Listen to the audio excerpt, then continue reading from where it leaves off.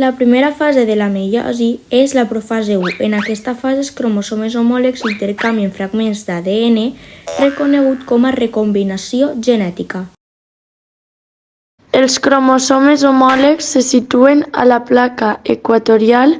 Les fibres del fus acromàtic s'adhereixen al centrosome.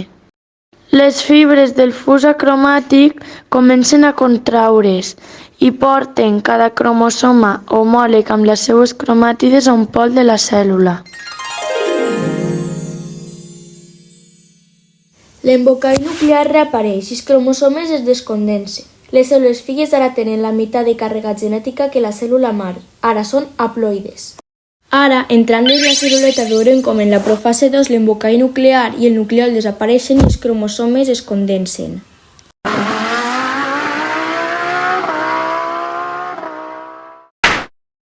Els cromosomes homòlegs s'alineen en la placa equatorial i les fibres del fus acromàtic s'adhereixen al cinetocor.